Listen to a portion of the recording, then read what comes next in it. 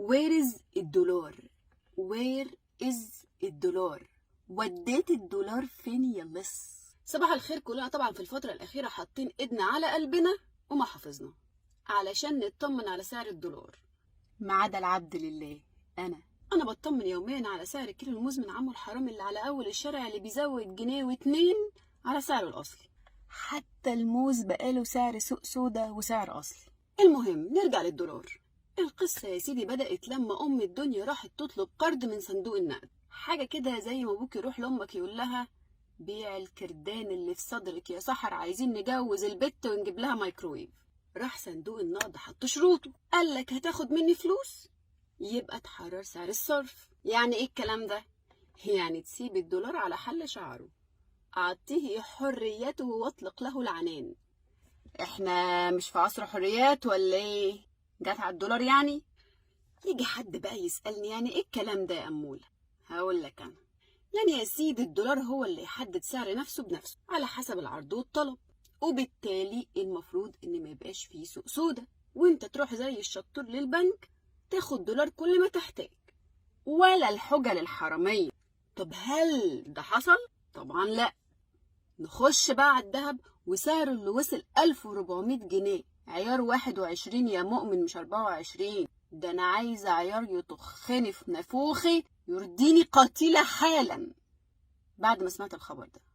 طب كل ده ليه؟ انتوا مستعجلين ليه؟ ما انا جايلكوا في الكلام. دلوقتي مصر زي ما قلنا طلبت قرض من صندوق النقد الدولي، زي ما ابوك كده طلب من امك تبيع ذهبها.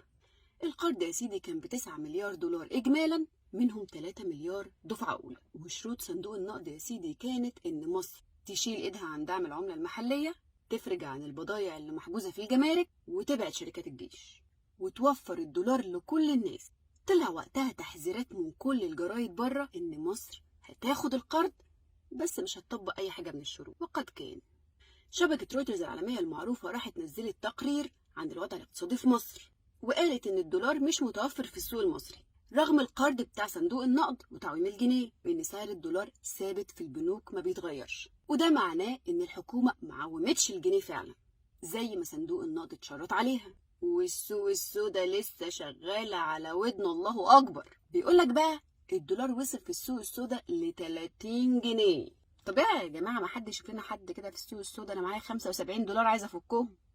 المهم بقى ان توقعات خبراء الاقتصاد بتقول ان الجنيه اللي ب 24 جنيه في البنك دلوقتي هيوصل لحد 28 جنيه، وان ده السعر الحقيقي للجنيه. ورويترز راحت جايبه محلل اقتصادي وسالته ليه الحكومه ما عومتش الجنيه في مصر لحد دلوقتي وفضلت مسيطره عليه وما نفذتش شروط صندوق النقد الدولي. فقال لها المحلل ان ده هيتسبب في مشكله كبيره جدا لمصر ولاقتصادها، وهيحصل مشكلة كبيرة جدا من غلاء متوحش في الأسعار هيخلي الشعب ما يقدرش عليها، وهيحصل تضخم جامد.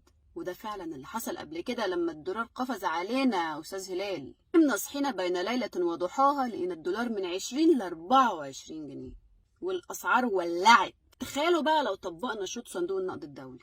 المشكلة بقى مش هنا وبس، المشكلة كمان في سعر الذهب اللي بقى بيغلى ده، والكردان اللي باعته سحر ب1000 دلوقتي يسوى آلاف. ليه بقى؟